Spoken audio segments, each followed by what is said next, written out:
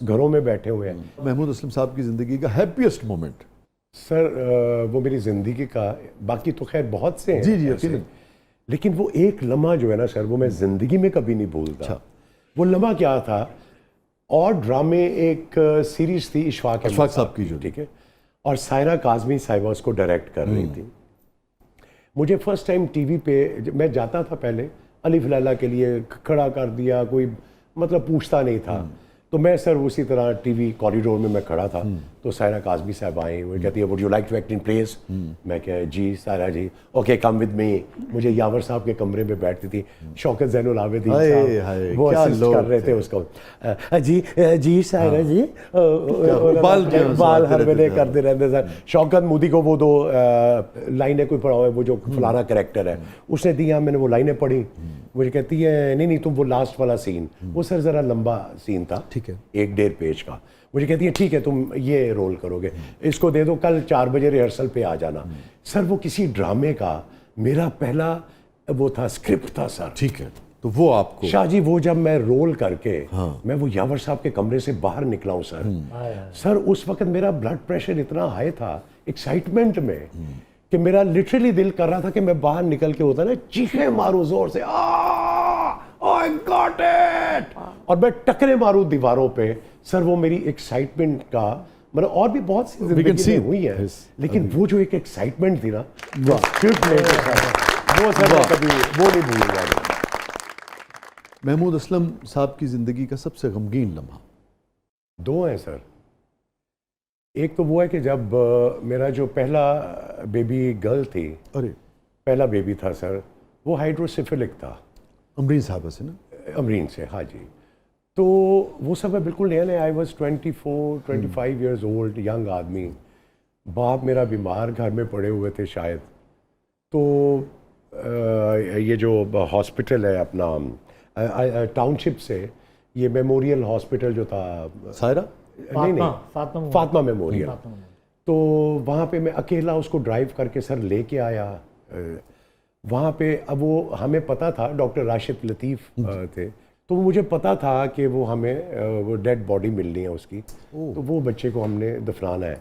وہ سر اب وہ کہیں جلدی ہو گیا، ڈیلیوری جلدی ہو گئی، گھر سے ابھی کوئی آیا نہیں تھا، موبائل فون کا تھا ہی نہیں سر. وہ میں نے لینڈ لائن پہ فون کیا، تو میں نے کہا جی جلدی آئے، مجھے تو پتہ ہی نہیں ہے سر کہ کیا کرنا ہے. تو وہ سر وہ جو بچے کو وہ ہاتھ میں لے کے سر، مجھے لگا کہ مطلب ہے کہ اس وقت دنیا میں بالکل اکیلا ہوں سر، میرا کوئی نہیں ہے. اور میں اس بچے کو لے کے وہ سفید کپڑے میں لپٹا ہوا، اس کو لے کے میں کہاں جاؤں گا، کہاں دفناؤں گا، کیا کروں گا. ایک سر وہ لمحہ ہے، اور ایک سر میری ماں کا جب انتقال ہوا ہے، تو بڑا پیار کرتی تھی مجھ سے وہ. تو میں اوپر ہوتا تھا سر، تو وہ نیچے، ان کا بیڈ روم نیچے تھا، تو اکثر مجھے کہتی تھی کہ پتہ نہیں تو آخری ویلے میں تیری شکل بھی دیکھاں گی کہ میں تے مر جاواں گی تھلے تے تم تے پتہ ہی نہیں چلنا. اکثر میں لیٹ آتا تھا رات کو، سو ان سے ملاقات کم ہوتی تھی. تو سر وہ میں اوپر سویا ہوا تھا، اسی طرح لیٹ آیا تھا، تو مجھے پتہ نہیں بھابھی نے کہ کس نے، بہن نے آ کے کہا کہ ان کی طبیعت ٹھیک نہیں ہے، تو آ جا نیچے آ جا، ہم سب یاسین پڑھ رہے ہیں، اور وہ جو بھی آخری ایک اسٹیج ہوتی ہے. تو سر سفید کپڑے انہوں نے پہنے ہوئے تھے، اور وہ بیڈ پہ لیٹی ہوئی تھی، تو وہ ان کی نظریں دروازے کی طرف تھیں.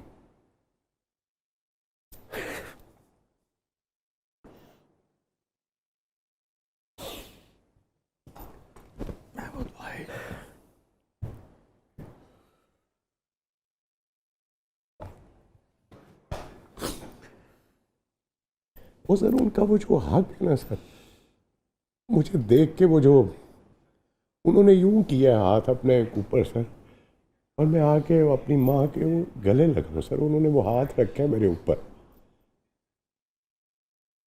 وہ نہیں بھولتا کہ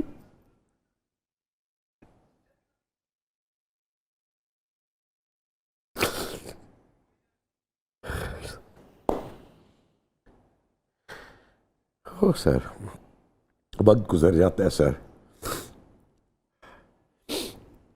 لیکن وہ جو ان کو میرے سے پیار تھا، محبت تھی، چھوٹا بیٹا تھا میں، وہ بس وہ یاد ان کی جو ہے وہ جب بھی آتی ہے باپ کی